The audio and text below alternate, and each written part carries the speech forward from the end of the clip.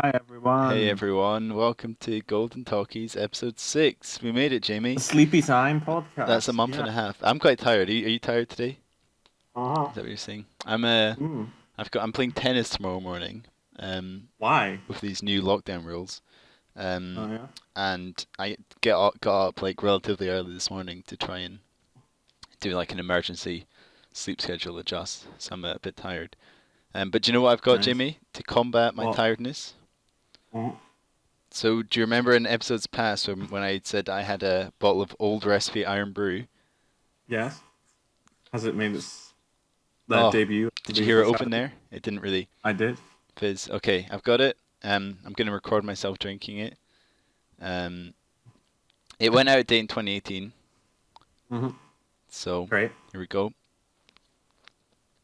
Does it taste the same as before? It's very flat. Yeah, that makes sense. Great. A lot of dead air as you drink the Iron Brew, Duncan. Well, maybe I'll put the video in, Jamie. That'd be interesting. Wow, that would be Could you very imagine that? professional. Yeah.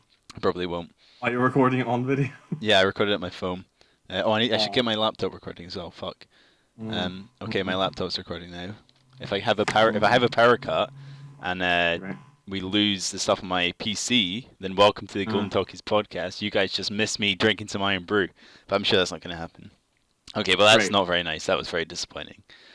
It's Um, fair. It makes sense. it It's is probably a flat. good It 4 is years flat, old. and This it does not taste very nice. So what film, or should I say films, are we doing this week, Jamie? We are doing as the film that came out 50 years ago, Beyond the Valley of the That's Dolls, right. was based, which is technically kind of sorta a sequel to a 1967 film called Valley of the Dolls, Valley of which the we Dolls. decided to watch. That's right. We Uh, decided to watch that as well. yes, and be honest, I wasn't paying much attention to the first film because it is incredibly boring. Oh, that's right. Uh, I've vis- got some stuff like that. As long as you can. Viscerally, So I've got my handwritten notes about the second film, but I didn't really have time to type them all up. So I might be a mm, bit all over the place as usual, but even more yeah. so than usual for that one. So what we watched them on a new service, didn't we, Jamie? Yes, Chili, today's Chili, sponsor. today's sponsor. Not today's sponsor for legal Sign reasons. up using the webcam Golden Talkies podcast, and you'll get a broken web link. For legal reasons, we can't call them a sponsor. I reckon Right. if we got 5 likes on this video, Mm-hmm. Chili would sponsor us because Really, they although I don't know what marketing I'd never heard of it, but it seems pretty that's true. legit. Neither did I. It seems But yeah. legit and it seems to have a lot of films in it. So yeah, go check out Chili. They're not our Yeah. sponsors, but they could be. Get in touch if you're from Chile. Okay, historical context time. Yeah, why not? Historical context time. So Beyond Valley of the Dolls came out on the 17th of June. Is that right? I believe so. Yeah. So the Yesterday, charts today. the charts have really not changed like at all for All right. any country. Can you guess where back home by the England World Cup team is now? 5. That's right, number 5.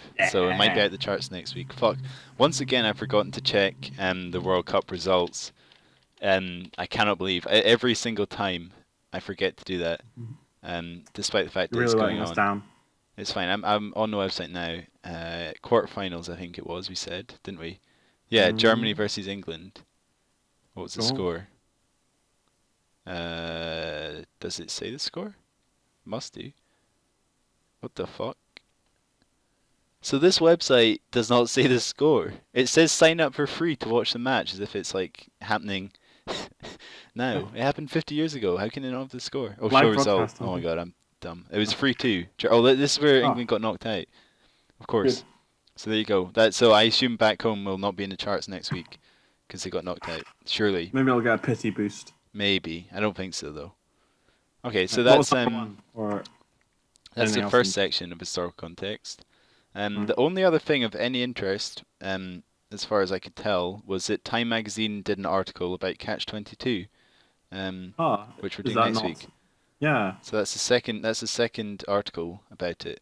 So maybe I'll read them for next week, or maybe I'll be woefully unprepared next week yet again. Who knows? Mm, very nice. Tune in next week to find out. And yeah, that was about it. But it's fine. We've got 2 films to talk about, so I'm sure Right.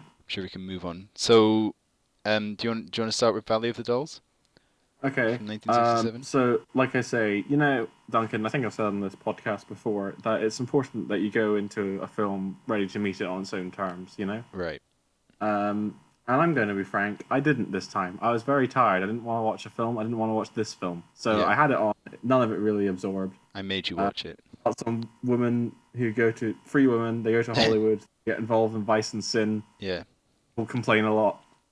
So do you want me to talk more about this one? Have you got sufficient stuff on the second one? Yeah, I have stuff to say. I mean, about obviously that. you need to jump in on this one, but so Yeah, this I'll mention, but yeah. it was directed by Mark Robson, Mhm. not to be confused with Mark Ronson, who is an American British singer of Uptown Funk fame. Not the same person. Mark Robson is a Canadian director. He was an assistant editor on Citizen Kane. Nice. Yeah, pretty cool. And it stars Barbara Parkins, who I had never heard of and didn't recognize any of her other work. Patty Duke, who I had also never heard of, but I thought she was really good in this film. Yeah. She was playing Neely O'Hara, the Oh yeah. little one. She was good. She's really short. She's under 5 feet, 1.5 meters. That's my interesting fact about Patty Duke. Yeah, I thought she was really good in this film. Of course, it had Sharon Tate in it as well, who is famous for getting killed, which is Cool. I didn't know that. pretty tragic. You didn't know that, I didn't know Sharon Tate was in the film. Not that she didn't get killed. I know the one famous thing about her. but you watched the film. Yeah. Did you know that Judy Garland was originally meant to be in the film? I did. Yeah, I was about to, so Yeah. the character of Helen Lawson, who's this like old musical star, was played by Susan Hayward, but it was meant to be played by Judy Garland. And apparently, I assume you read the same thing on Wikipedia. They made her. Yeah. They It's very sad. filmed her at the end of the stories day. about Judy Garland are. Yeah, they filmed her at the end of the filming day, after she'd like taken loads of drugs and alcohol and stuff. So pretty tragic. And then she didn't even get in it. It's, John Williams. Apparently, John Williams did the music for this film. oh wow. As in the John Williams. Yeah. Like I saw it at the start, and I was like, oh, some guy called John Williams did it. And then I looked up to check it, and it is the John Williams did the music for it. I think he got an Academy Award for it. No, he didn't. Am I making it up? I feel like I'm making it up. Could you check? Either way. Me? Well, God, okay. If you want to talk about Valley of the Dolls instead. No. All right. So you've got the character that Barbara Parkins plays, who is called Anne, and she goes to New York from New Hampshire. She's from a little quiet town. She goes to New York to get a job as a type girl, which is not really a job you see nowadays, is it? No, I mean I guess it's just a secretary, isn't it? It is a secretary, basically. but I mean, I guess it is a secretary, but like the idea of like To be fair, a using bunch of typewriter women sitting in a seems- room at typewriters is like not a thing because everyone can type now, you know. Yeah, using a typewriter does seem pretty difficult. It was nominated for best music. Nominated, right? Okay, there you go. Nominated for best music. Yeah. So So I can see why that would be someone's dedicated job.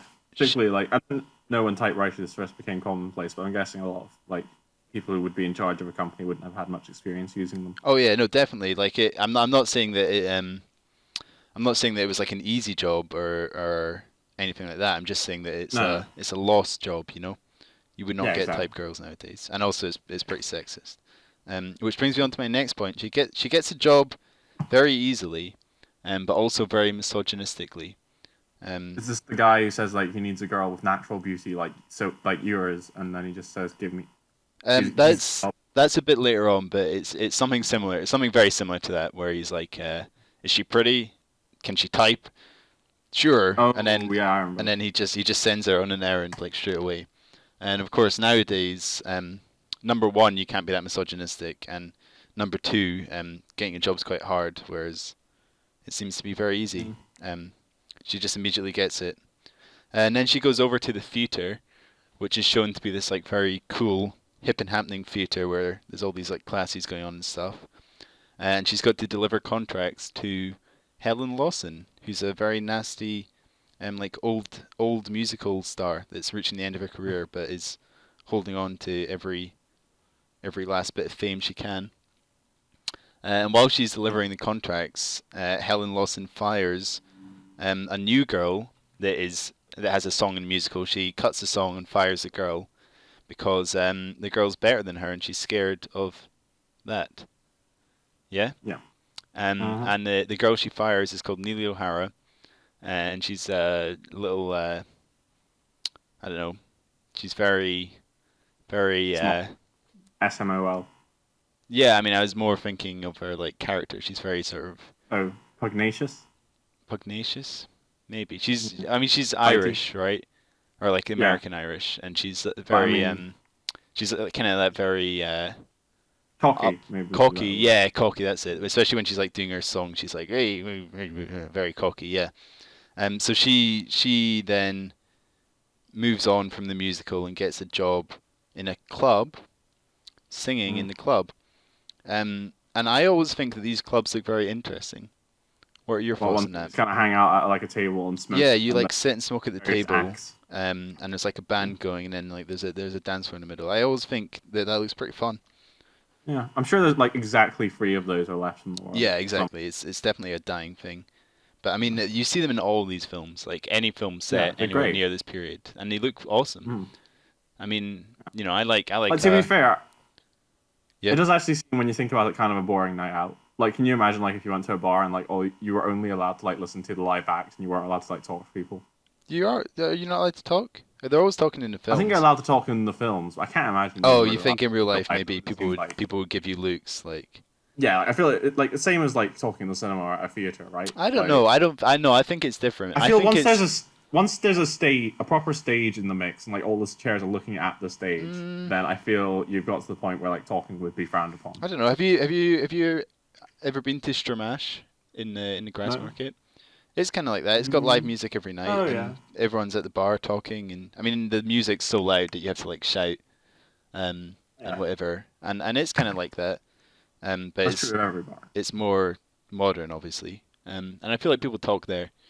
But I don't know. I can see how it would definitely be. I really hate music in bars. I know I've shared this opinion with you before, but it's bad.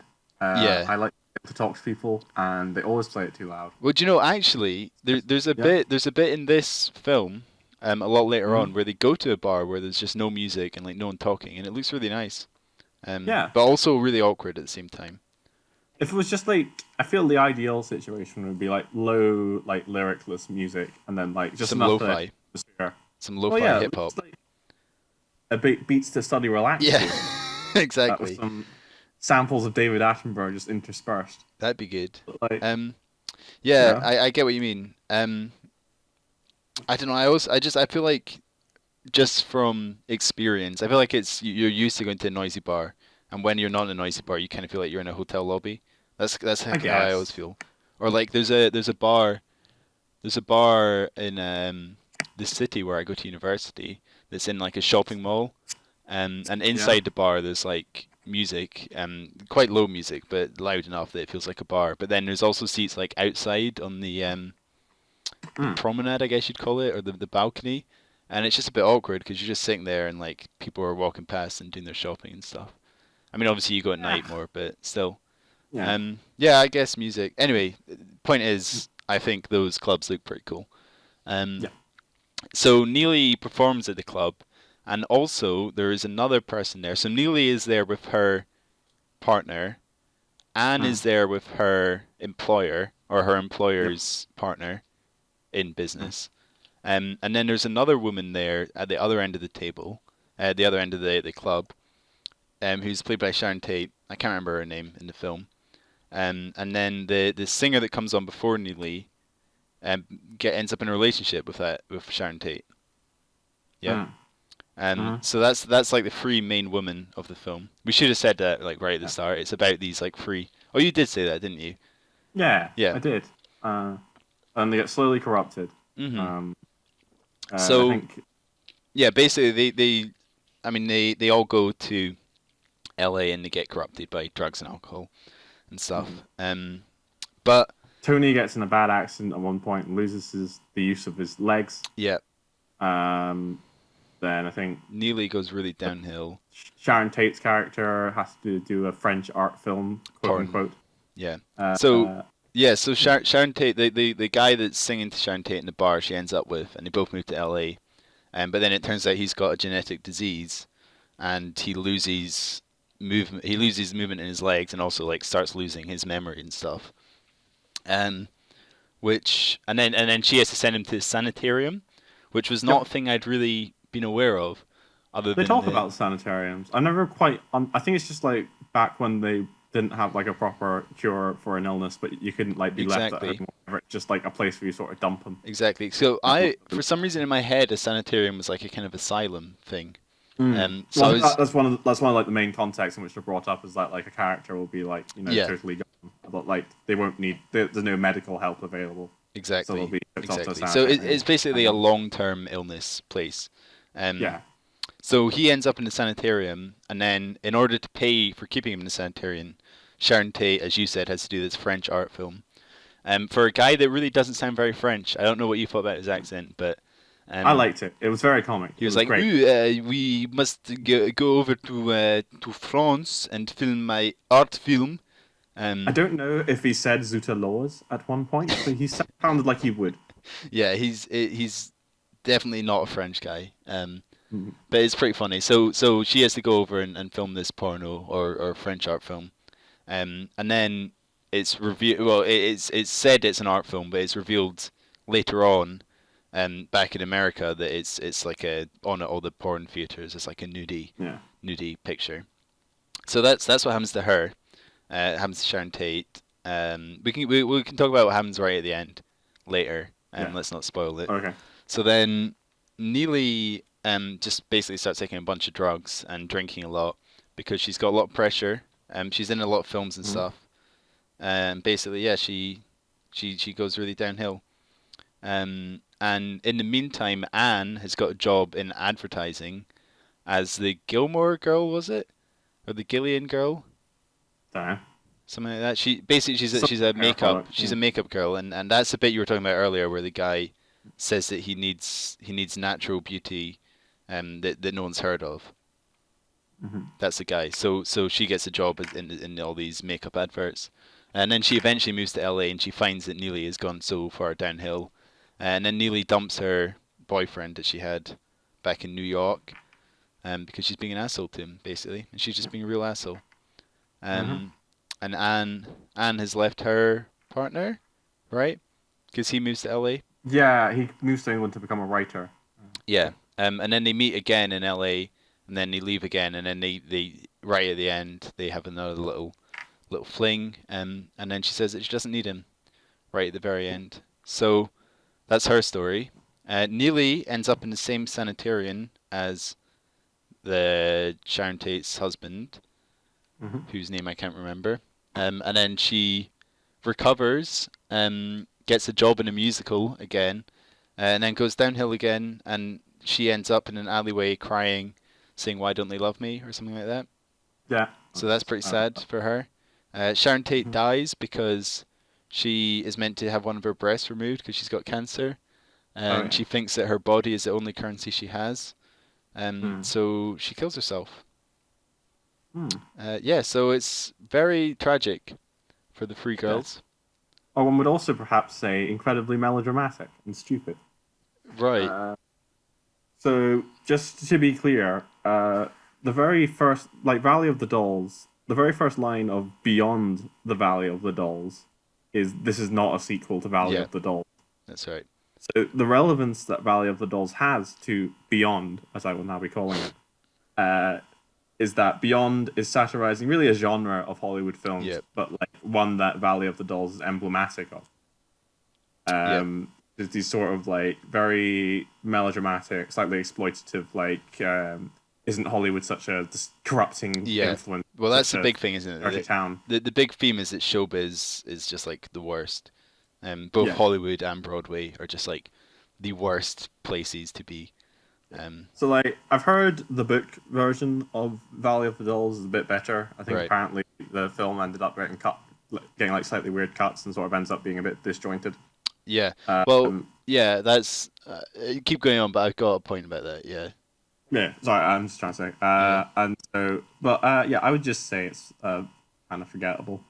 Uh, I don't know if you're fond of like misery porn, then Yeah. maybe give it a go. But I wouldn't. Yeah. So There's better tragedies out there. so the thing you're saying about it sort of being weirdly cut together. I kind of I don't know how to describe it. It's like it's set over a long time, right? Yeah. Like I mean, apparently it's supposed to be set over like 20 years, which it obviously isn't. Oh wow, I did not get Um, the sense of that. Yeah. yeah. So well, okay, I'll talk about that later. But basically, it's set over a series of years, and there's all these big jumps of like a few months or even a year, where there's like a really short montage of something, and then suddenly you've just moved ahead ages. Yeah. And that made it kind of hard to follow exactly what the relationships were. And it really felt like the relationship between the three main girls was not shown until very late. Like Yeah, I do. it's never really shown that they are friends. And then suddenly you have these specific moments that are like these very emotional remember back in the day moments, but you don't see back in the day. You see that Anne and Neely know each other, and you barely even see that they know Sharon Tate's character. Yeah, But they just then kind of keep their own stuff, really. yeah, they all keep to themselves as far as the film shows. And then it's just implied that in these big breaks that the film is not showing us that they've formed this friendship. Whereas I feel like for this film, what you really needed was like the first section of them coming together and forming their friendship, the middle section when they move apart, and then the end section where like they sort of come together a bit and the tragic stuff happens as well, and then like you'd have this whole story going. But instead, you just end up with these like random disjointed moments where you're like, wait, these characters know each other, or like Mm. these I don't know. It felt really weird because they reminisce about what's been, but you don't see the thing that's been. You Yeah, know that was my okay. real feeling about it. You need your sort of, I don't know, emotional norm to show the Yeah, deviation. Yeah. I feel like it's a problem that you can have if you do a film like this. It's set over a long period, but Mm. but as well as being set I over a long suppose. period, the stuff that you're filming is like very specific moments. Like I feel like if you're I doing a think. film over a long period, Mm. you either need to show like bits of that period that are like the same distance apart roughly, so that you can kind of get an idea of Yeah. it, or you have to be very thoughtful about what you do show to establish what's Mhm. happened. Whereas it feels like this just missed out a lot of key moments in these people's lives Yeah, I to me. feel an issue with films as a narrative medium, or at least or maybe you're about to say like an inherent weakness, is that they aren't as good as definitely compared to like a novel, for example, of Right. showing the passage of time, because it's just Mhm. because you're sort of restricted in what you can show just in terms of like time. Yeah. It's quite hard to sort of. I think you need filler if you're showing the passage of time. You need to show an awful lot of nothing Exactly. happening. Like, Like the Irishman, for example, well, yeah, exactly. which I Like, really like. I it, mean, you look at it; it's 3 and a bit hours long. But yeah, exactly. it needs to be to make sure that you're aware of the relationships between the characters and what they're referring to. Like this film, I mean, I'm not in any way saying this film should be longer because I think it is dull enough already, as you've said. But to work as a narrative and to make the audience understand the relationships and what's going on, I think it would need to be longer Yeah, that's fair. for me. Um, Um, yeah. all right, what else have I got to say about this film? There are quite a lot of nice editing montages and a couple of bits of nice cinematography and stuff. Like in no way I would say it's a bad film. I quite liked it. Ah, From that kind of aspect. Like there's a training montage of Neely when she decides that she's not going to give up and she's gonna learn how to be a singer and learn how to be this. And there's like this montage of her doing all these different things, which I liked. And there's a couple of other bits like that as well. So there, I mean, for me, so I would probably I might change this rating at the end once we've compared both films, but I would probably rate this one like watch if it's on, because okay. I do feel like it had good moments in it, and the overall story was not a bad one by any means, but I do think it suffered in quite a lot of places. I would go so far as to say to avoid this. This is easily my least favorite film Yeah. we've done so far. Oh really? Yeah. Oh yeah, easily. Oh, fair enough. I guess previously it was Too Late, the Hero, which even then I would say was like a fine film. Yeah. All right, fair enough. Anyway, so beyond the Valley of, are you done with Valley of the Dolls? Yeah, I think so. I mean, I can always. Oh, actually, we can Sharon Tate. So obviously she's in Once Upon a Time in Hollywood. Or not. Yes. She's obviously not in it, but she's played Margot Robbie and Margot Robbie. So in it, yeah. This film, if Once Upon a Time in Hollywood is accurate, then it really feels like she's just playing herself in this film. Oh yeah. If that makes sense. Well, like there were a lot of moments that feel similar to Once Upon a Time in Hollywood.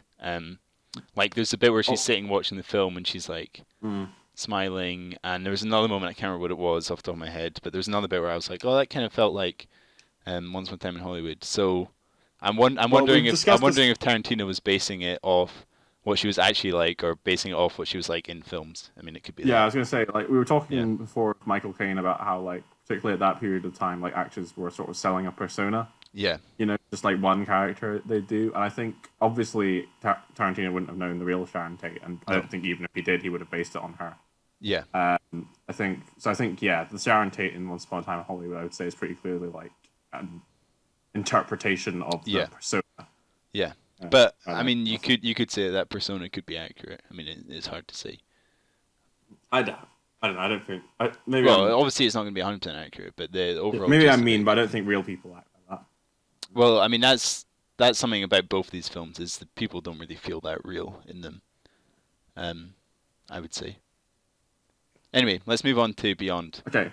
So Beyond Valley of the Dolls, as I say, is a sort of satire of the whole genre. Yeah. I was thinking about it. I would describe the relationship between the two as being like, if Valley of the Dolls was someone saying to you, "You're wrong," then Beyond the Valley of the Dolls would be someone going, "You're wrong," doing like a silly voice. Yeah. Basically, Beyond Valley of the Dolls is almost a remake of Valley of the Dolls, but everything is just so unbelievably exaggerated. Yeah. That it ends up becoming something completely different and really genuinely kind of unique and interesting. Yeah, definitely. I mean, that's the thing on. It said on Chile, it's like why you should watch this. It's just like totally unique. It's its own thing. Which it definitely. So it's also by 20th Century Fox. And there was a whole controversy around the naming of it. I assume you saw that as well on the internet. Oh, about being sued. Yeah, so like they signed the writer of the first one on for a sequel, and then fired her, and then kept the name and made this like parody satire thing, which is a pretty shitty move, maybe, or maybe not. Who knows? You know what? I'm very rarely on the like, oh, we should be making sacrifices for art train, but in this case it's justified. Yeah. So. I mean, okay, so before we go into it, we can talk about the disclaimer at the start. So it talks about it not being a sequel, but it also says it deals with the same issues, but in a different time period, which kind of confused me because these films came out 3 years apart, and the book of Valley of the Dolls starts in 1945, but it's pretty clear in the film that it's very much set in the late 60s. So. I'm not sure how much difference there could possibly be between like the late 60s and the 70s. Early 70s. Beyond the Valley of the Dolls is about a time period that's never actually existed, which I suppose is what they're trying to say. Right. The Austin Powers 1970s. Well, I was about to say, it is the universe that Austin Powers came from. It absolutely is. I thought that because it's like the Austin Powers of its time. Like it's parodying its own time. It's nice, yeah. Yeah. So I suppose just in terms of that particular genre of like, so, those films that are like nostalgic for like times that have never happened, usually like 50s Hollywood, Once Upon a Time in Hollywood, for example. Like this is like part of that genre, except that it's contemporaneous to the time it's parodied. What was the other film I watched quite recently that had hippies in it? And was kind of similar, like they go to party and smoke weed and stuff. Can't remember. It might come back. Almost everything we've watched for this. Well, that's true. It wasn't It wasn't for this. I know. I'm sure you would have mentioned. But hippies are a surprisingly common theme. They've really captured the public zeitgeist. Clearly. So as I said, for this one, my notes are handwritten, so I might be a bit all over the place. Well, half of them are typed. I will actually attempt to do a plot summary for this one because I was paying rapt attention to it. Good. You're much better at the plot summaries than I am. Thank you. So it's basically using the basic like structure. Like if I gave a 5-sentence description of the Valley of the Dolls plot, it's the same. So it's about 3 women. They're in a rock band. That's new. Yep. And their manager. But he's like, one of those like managers who's just like clearly like their friend from high school or something. Like he's not, an actual position of authority or over them. A boyfriend even. Yes, he's dating or at least macking on the head singer. So they go to lead singer. I think is generally the term, but lead singer, they go for head singer. Look, in the context of this film, it's better to go for a head. Yeah, that's true. Nice. Thank you. Nice. So they go to LA because the lead singer has a rich aunt. That's right. Sort of coming to an inheritance, and like she's from like a disowned side of the family. Yeah. Which has otherwise died out, and they're sort of going to mooch off of her. And they do that pretty easily. The aunt's like, hey, you're entitled to a third of this $1 million. But what's really going on is that this is their opportunity to get in touch with the LA scene. That's right. And this is sort of, really the film is just about this fictionalized version of late 60s LA. They go to the weirdest party. Describe it. Yeah, they go to the not weirdest just party I've ever seen. These parties apparently happen every single night. Yeah. So this is, I'm trying to think of how to describe the party. Where to begin. Just the vision of LA in this film. Everybody's very horny all the time. Yeah. Horny, high on weed, naked. Always high on weed. Naked. Hippie. Copious nudity in this film. Yeah, which is interesting compared to Valley of the Dolls, which had I think one sex scene in it, and it was like the tamest thing in the world. Whereas this one, you see I genuinely think like, this might be the most like risque film I've ever seen that like had an actual plot. This one, yeah, could be. I mean, you've seen the Carry On films though. I mean, they're pretty. They are, but in a sort of seaside postcard way. Yeah, and they don't... yeah, that's true. Whereas apparently the director of this one used to do like low budget. Director used to do Russ low budget. Meyer. Yeah, Russ Meyer. I've definitely heard of him, but I didn't recognize any of the films. But they do. So look apparently, I was looking around in sort of articles. I think this was a Criterion Collection article, and they were saying that there's a hidden cut of an X-rated cut of this film. Oh, really? Because they're aiming for a less than R rating. That's what they were going for. But then they got an R rating anyway. No. They were aiming for a R rating, but then they got an X rating anyway. But like he'd filmed a lot of scenes so that there were like R and X rated versions. Right. So when they were getting an X rating anyway, he was like, okay, I want to use the X rated versions of these scenes. But the studio were like, we need to ship now. So there's a hidden version of this film that will never see the light of day. Awesome.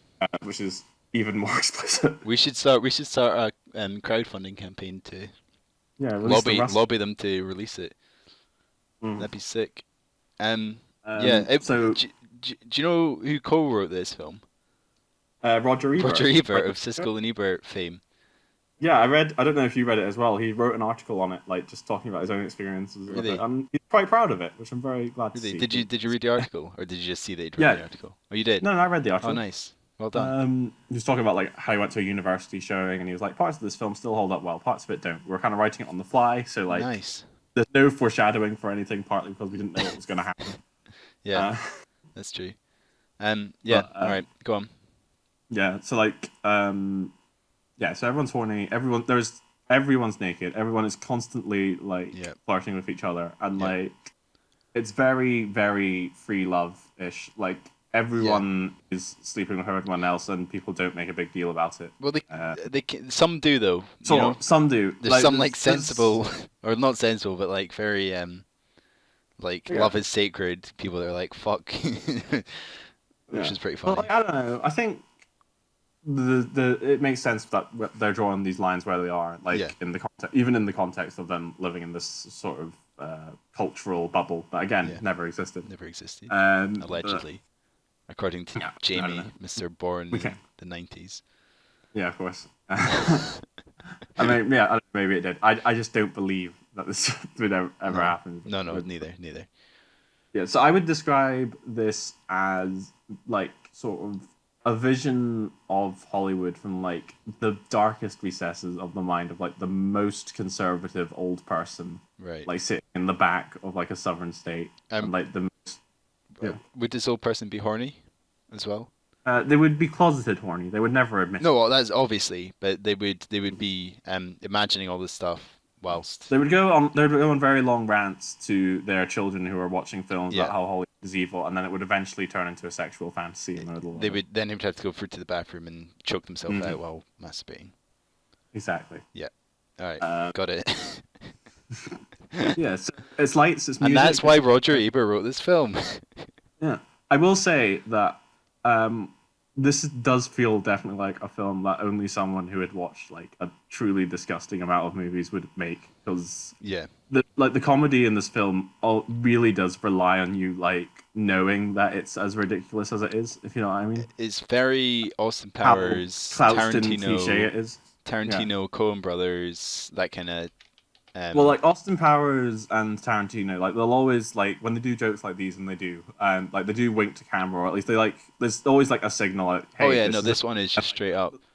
Whereas this is just like it's played straight. If you don't get it, then this is just going to be a very weird and confusing time for you. It's kind of like it's kind of like the live action Scooby Doo films. Actually, you know what? It has a very similar energy to the weirdly horny scenes. In the live action that's what I'm thinking. Like the ones where like Daphne's in like the lowest cut top ever, and like that kind of thing. I'm looking at the pictures now. If you're listening to the podcast, just look up live action Scooby Doo and look in the images, and you will literally. It's like watching this film. I'm sure you know this because it's one that it's like super well known piece of trivia. But the live action Scooby Doo film, at least the first one, was originally supposed to be like an R18 comedy sort of parody thing, and then like at the last minute they changed it to be family friendly. Right. So there's of vestiges of that version by the girls as they are. I love that film. I need to watch that again. It's so good. I've never seen it. I've only seen this. We should do a Golden Talkies special on the two live action Scooby Doo films, because they're incredible. Right, go on. Yeah. Okay. So again, it's really about the three girls and their manager. So I guess there are four characters in this version. Yeah. Well, I mean, it's the three girls because I would say the manager is one of the main sub characters, of which there are like 4 or 5.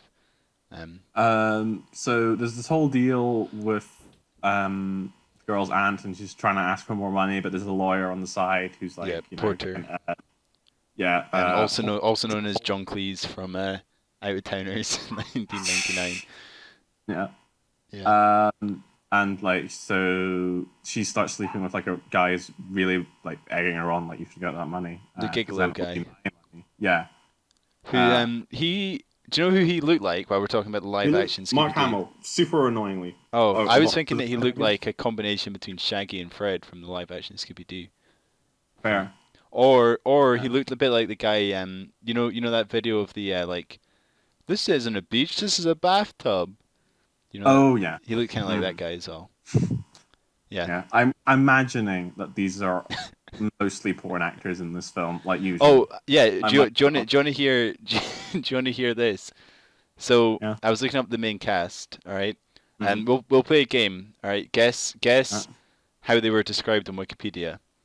All right, Dolly Reed, who plays the lead singer or head singer, she said. Something about her breasts. An English pin-up model was her description. All right. Cynthia Myers. Porn actress. Playboy magazine's Playmate of the Month for the December 1968 issue. Okay. That's the end of the game. Oh, and the Edie Williams was married to Ross Myers. That's Ross Meyer. That's the one that plays the porn star. The one that's actually a porn star in the film. In the film. Yeah, she was married to Ross Meyer. So. Cool. Happy for their relationship. And it also stars Marcia McBroom as well, who I couldn't find any information about. So anyway, there's this whole scandal about money.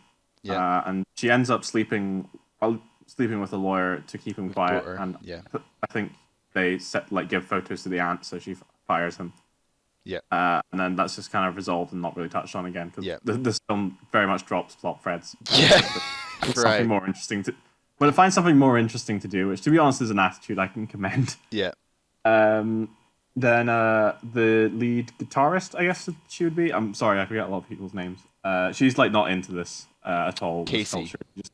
Casey, that's it. Yeah. So she like goes to one party and it's like, I'm not enjoying myself. Yeah. and then sort of spends the rest of the time sitting at home. Yep. Well done for her. Well, she does get knocked up. I was about to say, but I was gonna. So Harris is he was the lead singer's boyfriend, and he gets sort of rebuked by her. Yeah. As she sort of gets involved with these new people in this new culture, and then he has this thing with like the porn actress, because she's super into him immediately, and he's not. He's a square. Yeah. But actually, they do start a relationship, and like she refuses to have sex in a bed. It always must be somewhere in public. Yeah, which he gets very tired of eventually. Yeah. And then she immediately moves on. Yeah, and then she says she calls him a very nice word for a homosexual. Yeah, there was a lot of that in this, wasn't there? Mm-hmm. Yeah. I'll just as a sort of tangent for a second. Everyone in this film talks like the weirdest. Like if you imagine like Shaggy from Scooby-Doo keep with the topic like turned up like 100 times in terms of like the hippie talk. Yeah, I've got a new different language. I've got a list of my favorite lines here, but I'll save it for later. Finish the plot synopsis first.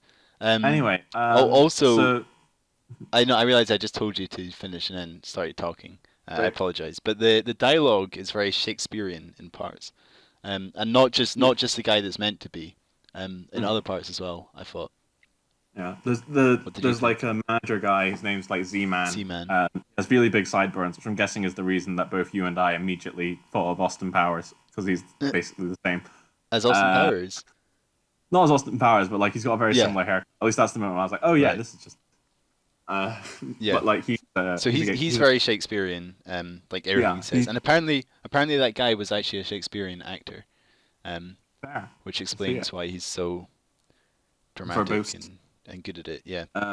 Anyway, so in terms of stuff that's not very politically correct. Yeah. So Harris goes to Casey's flat late one night, and they sort of drink together a bit. Yeah. And then like she does agree to sleep with him, but then we find out the next morning that like she fell asleep and he raped her. Right. Isn't great. Yeah. Which is not great. And is handled not very tastefully. I think on purpose as a joke. Oh, is that the police coming for you, Jamie? There's an ambulance coming for me. My mental trauma. Oh, they're taking you to the sanatorium.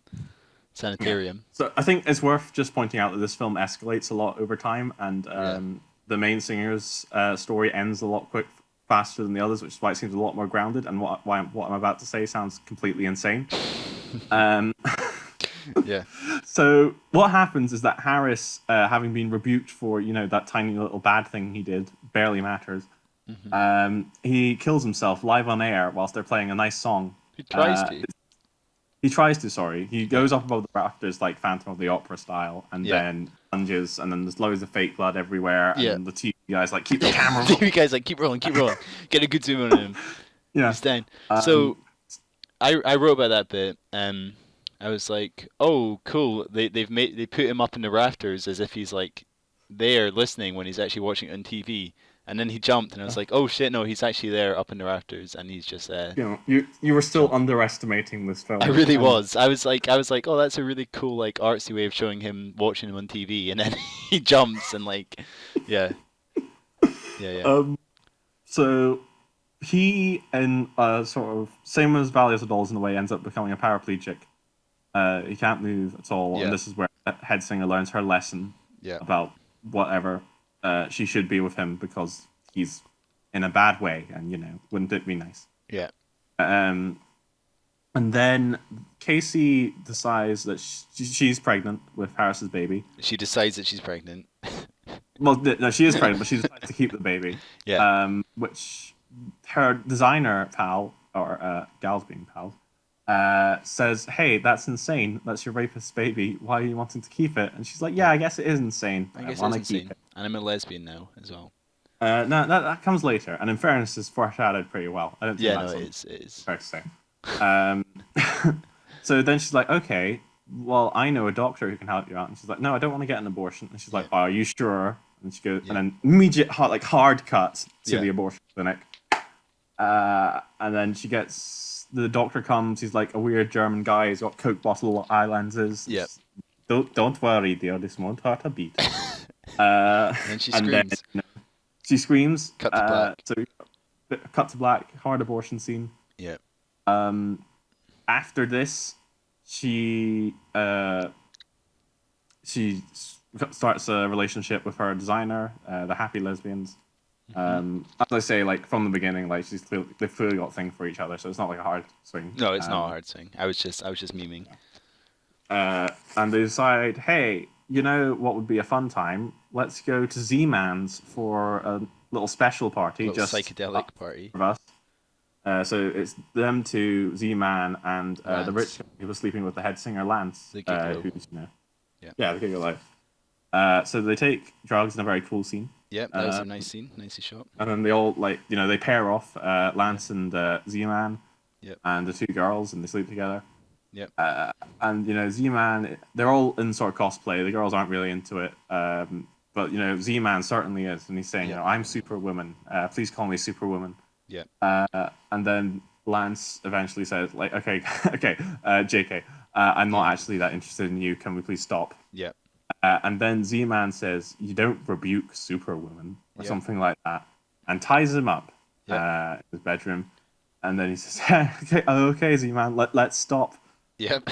And then he says, I am not Z-Man, I am Superwoman.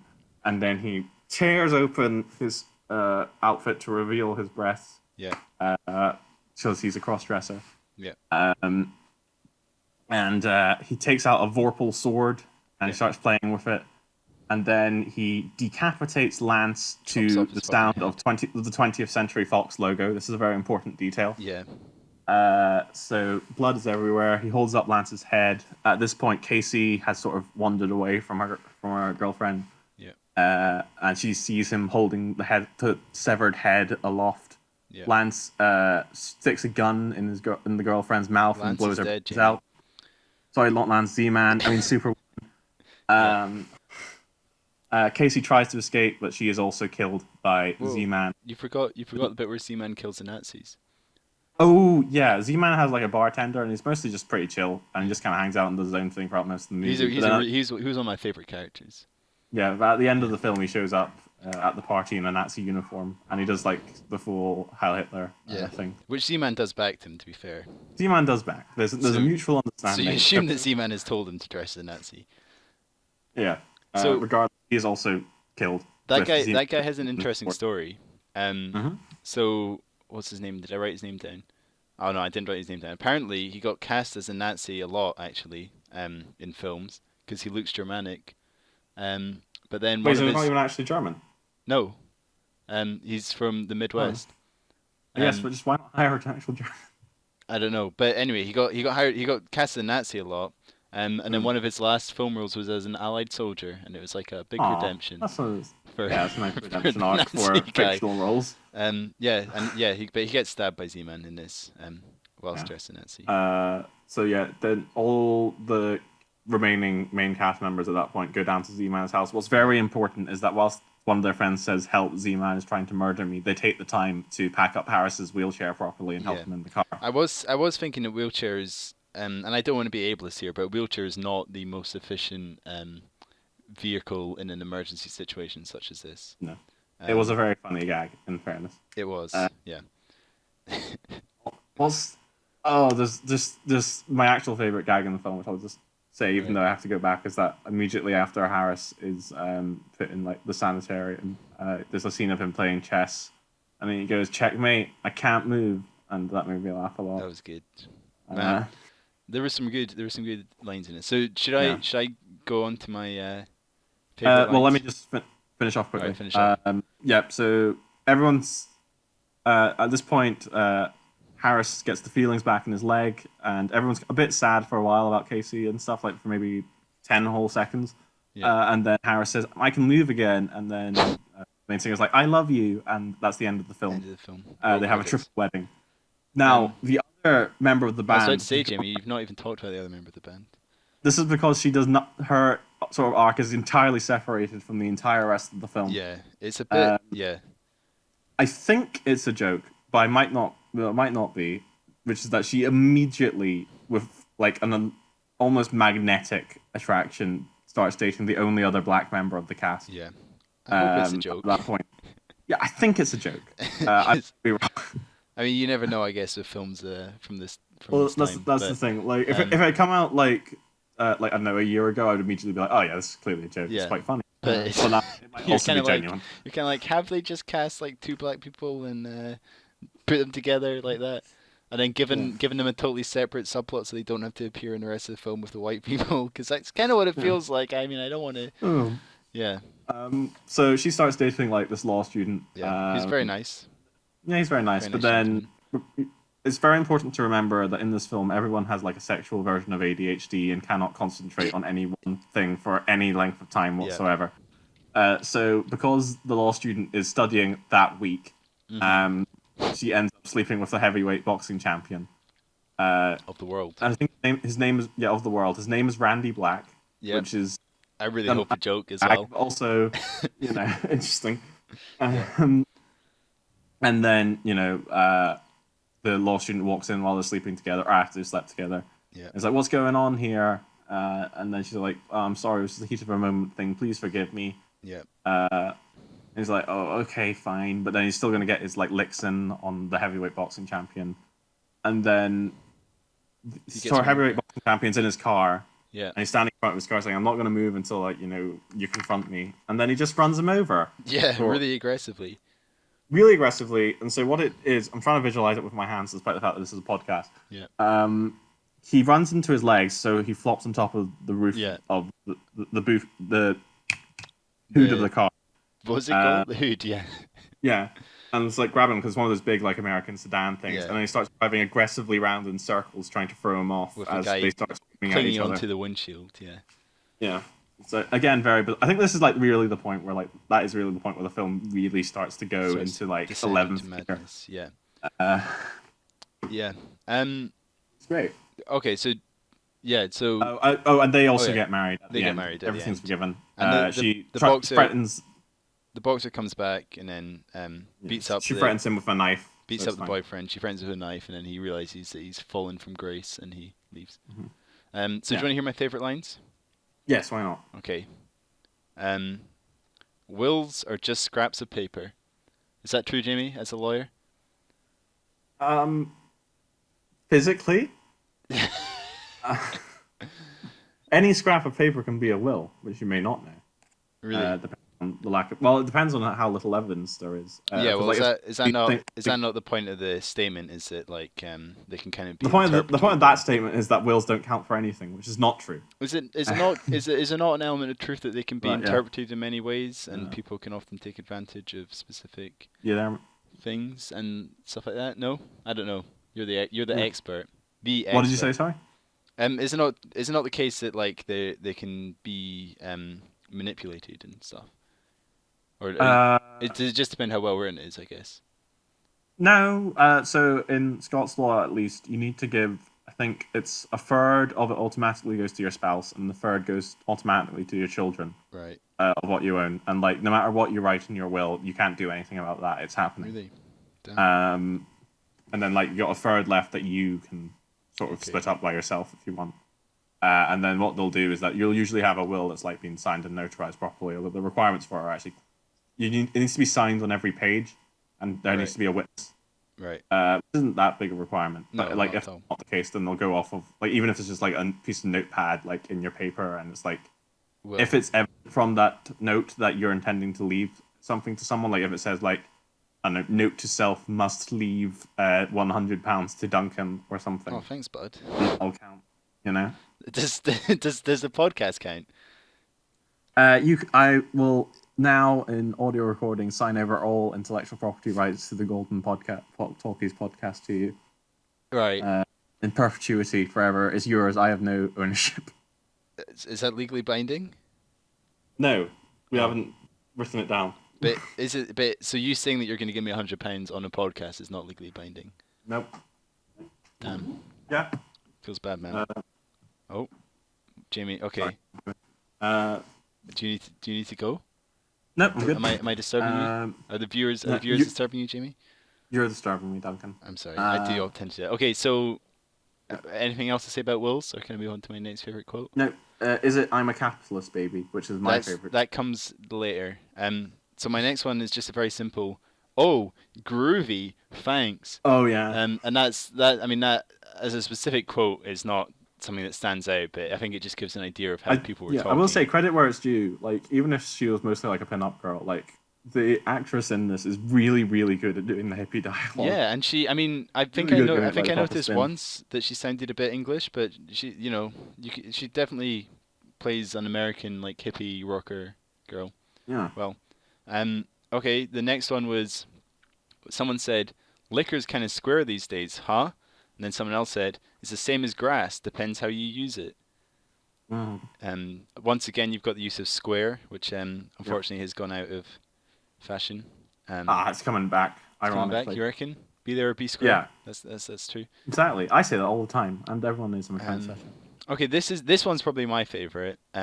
You're a groovy boy. I'd like to strap you on sometime. Oh yeah, they said that a bunch of times in this. Well, the porn star says it to Harris, and then the random old lady that's at Z-Man's party says it to her random old man, husband, boyfriend, partner guy, that's also at the party. I don't know if we've made it clear enough how weird this party was. It's that you go to at the start. Film is that it's quite hard to talk about the atmosphere it creates in like words. They arrive in Hollywood. Seem to be relieved. They arrive in Hollywood. The aunt's like, "You want to come to a party?" They walk in. There's like a nude dancer, just like not a nude. It's like not a nude dancer. 75% orgy. Not a nude dancer is in like a stripper that's been hired. Just like someone has decided to take off their clothes on the dance floor and dance. Yeah. There's like an old couple just walking about who look fucking mental. You've got the bartender that is not dressed like a Nazi, but you know he looks like a Nazi. Yeah. Okay.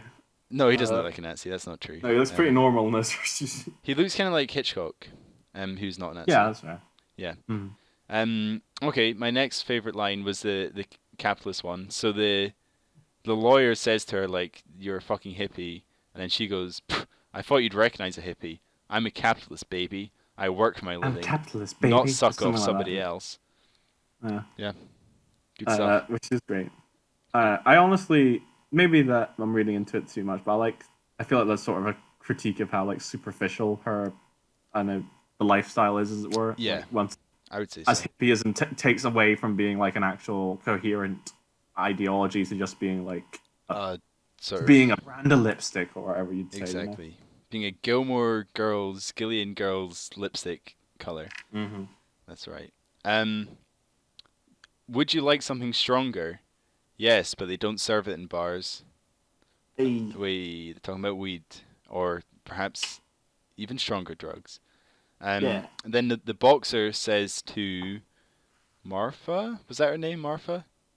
Maybe. The African American member of the band. The boxer says, "Here, brother." She goes, "Right on." Then he goes, "Then it's my duty to look after you for him." And then they go and dance, and then they have sex. So that was good. And then my last favorite quote was, "There are juice freaks and there are pill freaks, and everyone's a freak. What you need is grass or a downer or something." Which, is interesting. Yeah. What are your thoughts on that? Do you think everyone's a freak? No.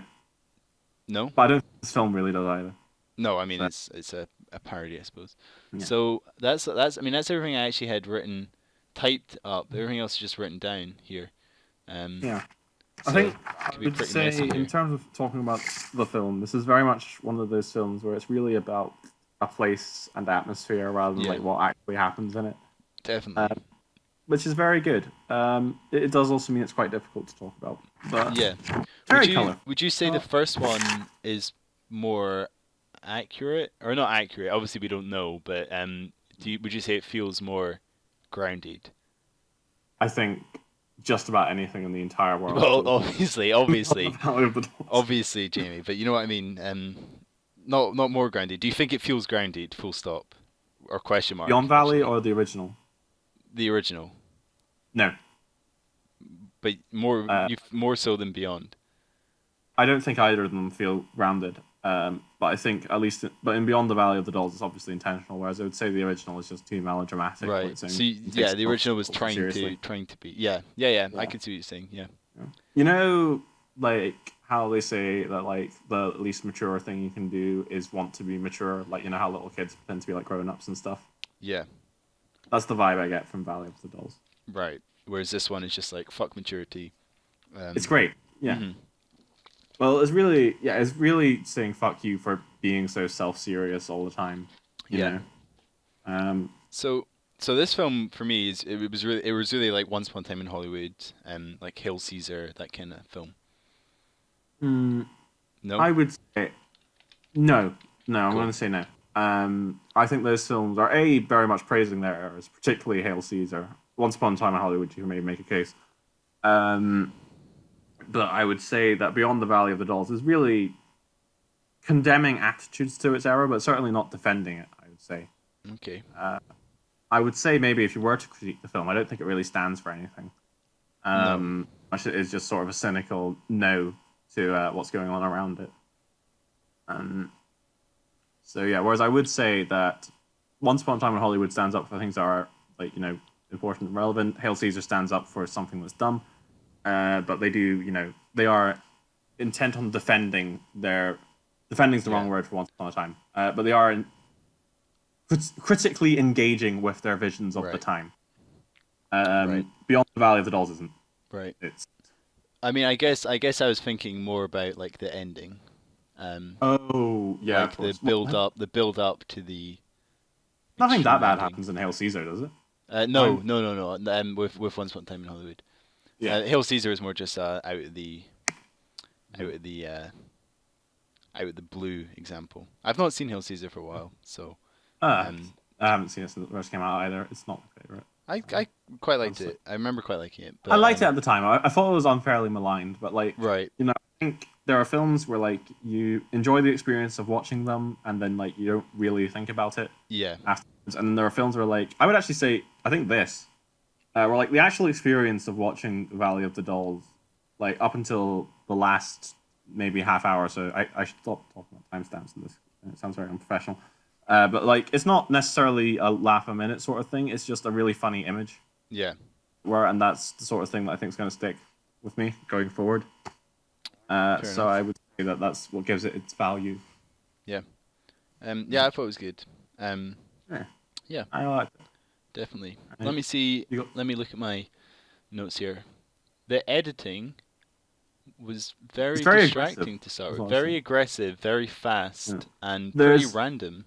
It there's didn't the bit where really they're follow any editing rules, as far as I could tell. yeah the bit where they're talking about LA at the beginning Oh, I loved reminded that. I loved that. sorry LA at the beginning Yeah. it reminded me a lot of like Pierrot Le Fou the Godard film to do my one classy film reference. Um, no, but now that you say that, it did remind me of Godard. Yeah, it's that one specific. I'm pretty sure he does it in his other films as well. But it's like that thing he does, but not like when he does it. It's like pretty gentle. It's supposed to be like sort of a meandering Yeah. conversation. It's just like This was very like bang bang bang. It was bash, I really bash, liked it. So bash. so In to terms of it, to yeah, give context, the great. it's right at the start when the lead singer Kelly says to Harris, we should move to LA, and she's giving all the positives for it, and he's giving all the negatives. And Mm. alongside that, there's a montage, very fast montage of images that No. vaguely relate to what they're saying. And then right at the end, they're like, right, let's do it. And then it cuts to the Yeah. like Indiana Jones style map, with the Mhm. car driving. I really Actually, liked the other that thing whole I will like say, montage or two montages put together. I really liked a lot. yeah. Valley of the Dolls, the original, has a lot of songs in it, and I don't really like any of them. And this is just a purely personal thing. But I will Yeah. say that I actually quite like the Beyond the Valley of the Dolls soundtrack. I I thought it was a fun. It's a groovy time. I didn't like either, particularly. Ah, To be honest. Yeah. maybe it's my personal. I would say I preferred Beyond Valley of the Dolls. I would agree with you there, but I wouldn't say I liked it particularly. A couple of the songs are quite catchy, but mostly I was kind of Yeah. like, this isn't. It wasn't really for me. But To be honest, I'm pretty sure they're supposed to be like purposely vacuous, so it's probably yes, I think so. against me that I think that I so. enjoyed them, but I did. So. No, but yeah, I really liked this film, and yeah, there was so the editing initially I found very distracting. Just it was so weird the places that he decided to cut it, and it just obviously most films you watch are edited in a very classical manner, Mhm. and whenever you watch one that isn't, it is very distracting. But I stopped noticing it after like I don't know 20 minutes. I completely stopped Yeah. noticing it. And it was only later on when I remembered, I was like, at the start, the editing was really weird. And then I kind of like came out of the film for a minute and realized that it was still the same kind of cutting out weird moments and stuff, and it worked fine. So Yeah, it's got its own rhythm. I think it was maybe a way to make the film flow faster. Like someone will say something and it'll be an immediate response, and like you'll see the person's reaction as the response is going on. And it really felt like a way to make conversations and dialogue flow a lot faster and give this energy, Yeah. because the film's very energetic, especially compared to the Well, I think first it's one. supposed to be very disorientating. Exactly, So. very. I mean, you look at the LA montage of all the different images juxtaposed with each other, and you see that right from the start. But I think that's moved from the montages into the whole film. Um, every single scene is edited like that, and I think it works really well for what it's trying to Yeah, get across. I think Definitely. so. Do you know much about the critical reaction to this film? Because I do. I don't. I know that the first one was commercially successful, but critically not so much. Yeah. But I don't know about this So one. this one was critically reviled. Gene Siskel, who was obviously a related figure to Roger Ebert, gave it Yeah. 0 out of 4 stars. Really? And he specifically referred to the possibility that it could be bad on purpose or, a satire. And he was like, even if it is, it's still terrible. Wow. And like other critics at the time, I don't know if they were quite as wide-minded, but they were still very negative against it. It was commercially still successful enough to be a hit. I think it was over time. It was a slow burn, as it were. Right. But what I found quite interesting was that about the Sight and Sound critic list Um. So in 2001, Sight and Sound did a list where like film critics voted on their best films Oh of the yes. century. Yeah. So quite interestingly, and they update it every year now, but this is the first one. Right. But Valley of the Dolls is number 89 on that list. All right. Sorry, Beyond the Valley of the Dolls, not the original. Right. Which I found quite interesting because I gotta admit, I liked it. I wouldn't put it that high. No, but I don't know. The more I think about it, looking back on it, I did actually really like it. I did. I think my guess for how it like made its way onto the list is that it's very unique. It's quite memorable. Exactly. So I'm guessing Yeah. it's featured on a lot of lists. But it's only 8 points behind Pierrot. Is what I noticed. I think it's not All right. that far ahead of other things that are very good. Hold up. I believe. Yeah. What else have I got written down here? So, something I wrote midway through is that the characters are very like stereotypical, but at the same time very interesting. Yeah. So I feel like you could quite easily fit them all into like specific stereotypes, but at the same time, they have enough like unique features and interesting viewpoints, and they do interesting stuff. And I feel like it really worked. The mix of stereotype with the characters actually being fairly well written. Yeah. Yeah. Yeah. So sorry, it's actually two corrections. It's actually the Village Voice film poll. Right. 87th place, not 89th. Do you know what is 89th? What? Good old Salò. Everyone's favorite film. What? Do you not know about Salò? No. It's the Italian film where the teenage girls have to eat shit. Is that not Two Girls, One Cup? No, that's Salò. It's a very arty film, Duncan. It's got a Criterion release. Is that not The Human Centipede? Anyway, some things Valley of the Dolls, apparently, Beyond the Valley of the Dolls, outranks, just to give some perspective. It is above Suspiria, which is the 100th. It's above Mean Streets, Bride of Frankenstein, Blade Runner, Star Wars, Nosferatu, Masculine, Feminine, Celine and Julie Go Boating, Salò, and The Golden Coach. It's only a little below Texas Chainsaw Massacre, Pierre Le Fou, All About That Eve, and Les Vampires, and Singing in the Rain. So yeah. Wait, Les Vampires, what's that? It's a film from 1915. 1915 to 16. Right. So I feel like I've heard of that. Yeah, there's another film called Les Vampires that we were discussing that came out in 1970. Yeah. All right. Which we're watching eventually. Cool. And then performance, in terms of films from 1970 on this list, because I was just looking up idly, there's Performance, and there's also The Conformist, which we will probably be watching 2 weeks from now. So there's a little bit of foreshadowing for you. Cool. Interesting stuff. Mm-hmm. Yeah, I can see why people would love this. I did like it. The more I talk about it, and think about it, the more I think I liked it. Well, that's the thing. I think it's one of those films where it's really less about the experience of watching it and more about the impression it leaves. Yeah. The thing it actually reminds me of most, other than the scene set in the 60s in Austin Powers, is probably Rocky Horror Picture Show, actually. Right. Specifically the beginning. Yeah. But speaking of that, this film's attitude towards gay people is interesting, I feel, because it is both very progressive and very not progressive. Yeah, which probably fits in with the time period. Yeah, so there's 2 gay relationships, and I think there's like one background one in this film, and like it's very clear that like within this LA bubble, like it's not something that's frowned upon or anything. Yeah. Everyone's like aggressively bi or pansexual, basically. Yeah. But every single gay character in this film dies incredibly violently in the last 5 minutes of the film.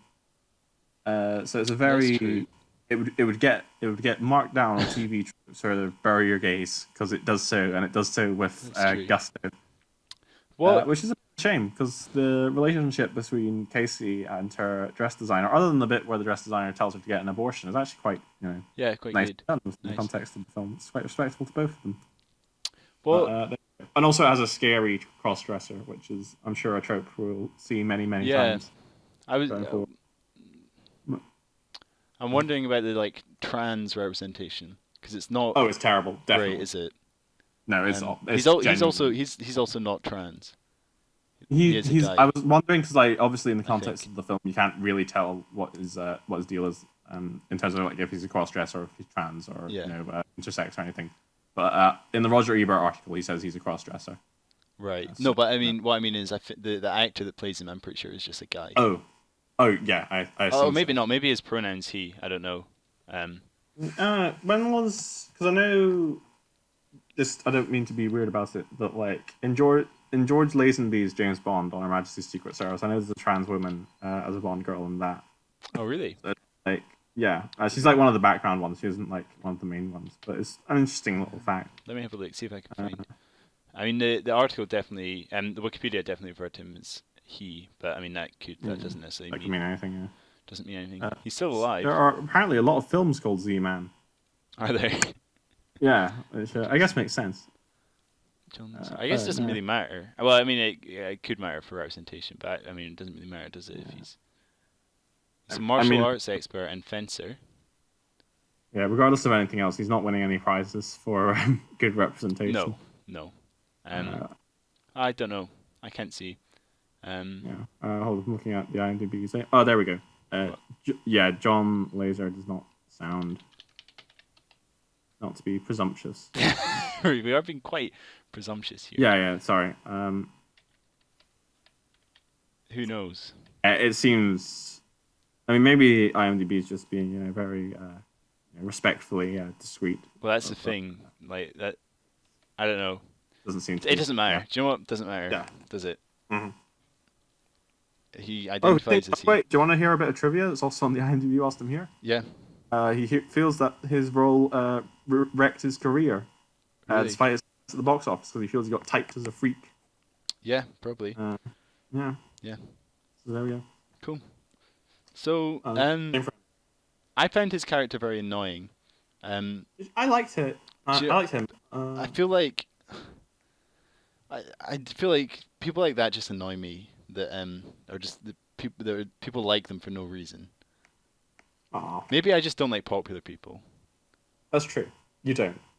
But that's probably all it is. But I just find like. Neither do I. It's really the bedrock. I don't know. I find these people that are like so like non-grounded. I guess. That's what it is. Like not down to earth. And like they're surrounded by people that all like buy into their character. Whereas I prefer people that are just themselves. I guess that is himself. I don't know. It's a tough one. Maybe it is. Maybe I'm just jealous of popular people. This film ends with a really wonderful epilogue where like the narrator talks about like the Yeah, that was so weird. lessons they needed to learn, and like they're all like striking this very delicate balance of like lessons that are there if you like look at the story in a certain way, but are also sound completely deranged given the material that's on display. Yeah, the lesson. I mean, that must have been at least Oh, mostly a joke. oh Um, yeah, it's yeah. fantastic. So we actually didn't talk about that. So between Z-Man getting killed, and Harris getting his legs back, and the three of them getting married, there's this like epilogue bit with a random narrator comes out of nowhere, Yeah, that's like all the characters learned their lessons. Kelly learned X Y Z. Do. Harris was like Z-Man. this, but now he's like this. Z-Man, blah, blah, blah, like all that stuff. I'm trying to remember which ones. Harris's lesson is that he should have learned not to live in yesterday. Yeah, And that he needs to live in the now. Which, like, yeah, I guess he was dwelling on the past. I guess. He was also doing a lot of other shit, but that was there. The weirdest lesson for me is like the overall lesson that they give is that you should be nice to other people. But then one of the lessons is that the ant was too nice and too trusting, and Oh yeah, something else, and then like out of nowhere, and then at the end he's like, "But you should be nice to everyone," and that's the real lesson of this film. I don't know, but it was Z-Man's obviously lesson is all a that he meme. It was obviously all a big is meme. that he only lived on one layer of life. And Yeah, forgot about which is the other true. layers. I mean that is actually true. I guess that's what I guess that's what I'm talking about. Yeah, Is like that kind of person annoys me. I don't know. yeah. Like So live on one sure, layer like of sure life, you can have a character. You can have a character that you put on for people, and like you can be an entertainer. Like I do it sometimes, you know. If I've had a few drinks, I'm hosting a party or something, I definitely like put on a persona and like, you know, whatever. But like when people are just like that constantly, or you know, don't know when to come back down to earth. You know, it kind of annoys me. But I mean, it's not like he's meant to be likable, particularly at all. No, that's fair. Yeah. So yeah, I think part of one thing I do feel that we're sort of losing out on watching this film now is that part of me is wondering how much more or less outrageous it would have been in the 1970s. At the time, yeah. Because like one Probably of the more. other things I do kind of wish this film, at least watching as a modern viewer, just pushed a little bit more.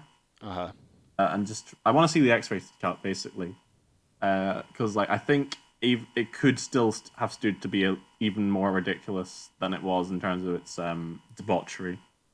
But yeah, so I don't know. Like I was wondering if like maybe it was just because like as a modern viewer I'm a bit more desensitized, and maybe I would like. So maybe like this would be more than enough. More shocking. For Yeah, like the graphic ending. I mean, obviously that's not what you're talking about, but that's like an example of that where maybe at the time you'd be more. I think it would be more shocking at the time. It still works now. Just like, I think the like special effects being a bit schlocky really actually adds to it. Yeah. Like the blood in this film is that sort of old timey blood, which is clearly the wrong color, and I don't get why it ever looked like that. Like it's not like I can look at my own blood. I know what color it is. Yeah. So why people not aware? Yeah, definitely. So, what would you rate it? I would go so far as to say buy it. I think it's really interesting and unique experience. I think that this film, I'm almost certain that, no, I am certain this film is someone's favorite film out there. Yeah. There's someone for whom this is fantastic to them. It's not me, but I genuinely think it is very interesting and very unique, and it is very worth it. Time and money. I would say I would probably also say buy it. I would say buy it on chili.com. Use code GT at checkout for. No, I'm joking. We're not sponsored. For 50% off, it's not the welcome discount, it's our discount. Yeah, that's right. That's right. So when you join Chili, it'll say like you've got a 50% welcome discount, but that's actually the 50% Golden Talkies discount. Exactly. Definitely. No, it's not. It's not. We're not sponsored. Okay, so is that are we done? Are we done with? I think so. I'm good. Beyond. Cool. So Beyond. Shall we do our little end of poddy 5-minute discussion? Yeah. What we've been up to, what we've been That doing. always lasts 5 minutes, never longer. It's Never like most of the podcasts. No, I mean this time we're pretty far into. What have you been up to this week, Duncan? So I bought 2 games, Jamie. Pretty extravagant. I bought Europa Universalis 4 Mm-hmm. because it was on sale. So it was on sale. It's normally like 30, 40 pounds. It was on sale for 6.99, and That's a decent deal. well, I've started playing Hearts of Iron. If I get it for £7, give it a try over the next couple of weeks, and I can always Mm-hmm. refund it if I don't like it. Otherwise, it's £7. You know, it's a fair bit of money, but I'm sure I'll play it a couple of times. I know people that play it. I can play it with them, etc. But then, of course, because it's a Paradox game, it has a ridiculous amount of DLC. Yeah. So I ended up spending £35 on it. Ugh.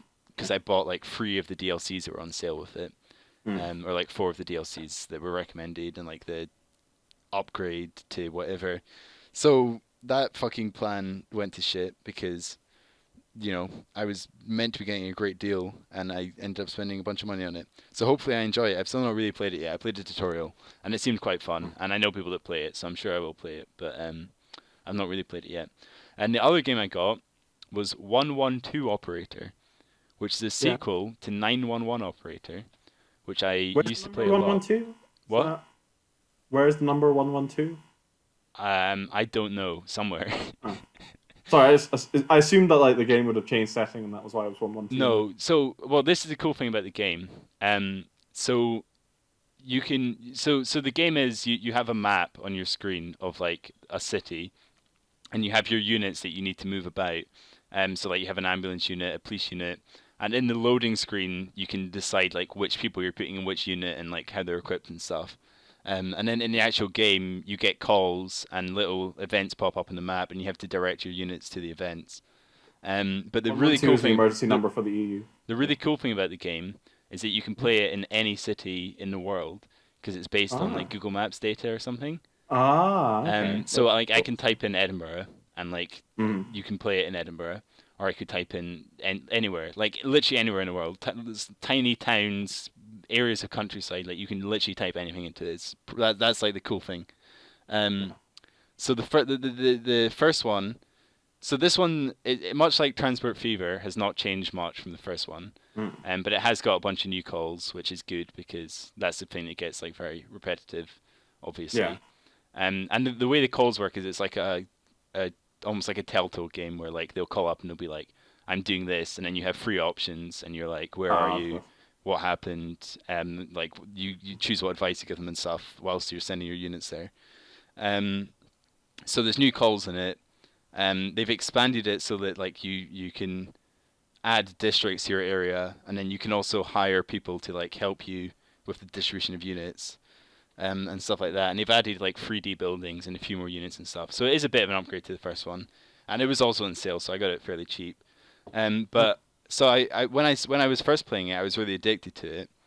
And I was like, I'm going to go on a podcast and I'm going to be like, buy 112 Operator right now. It's the best game ever. But then after playing it for a few hours, the calls like started repeating. Literally the same as happened in the first game. So I mean, I would still say get it. It is a really fun game, but be warned that after your first campaign, if you start a free game or anything, it's just going to be the same calls. So it's good and bad at the same time. But I think it's made by quite a small studio, and they've got like a whole feedback system. Like it's obviously a very they're obviously trying to make it very fan orientated, and the way that you can put it in any city in the world is really cool because that does actually sound quite interesting. You'll get calls to like the street next to you where they'll be like, "I'm on this street, I need help here," and then like you can send them. So that's cool. That's cool. Yeah, that's mainly what I've been playing, I would say. How about you? So I finished Dark Souls, as you know. Yeah. And I want to play the other ones and Bloodborne and stuff like that. Well, whilst we're speaking of Edinburgh representation in video games. But I don't want to get burned out and like need to go through it all too fast. And I'm leaving fairly soon, so I wanted to pick a nice, short, easy game. So I have my PS4 back now, as you know. So I decided to play Disney's, Marvel, Sony's, Insomniac's Spider-Man. Spider-Man PS4. Talking about the exact opposite of a game with a small team. My favorite PS4 game.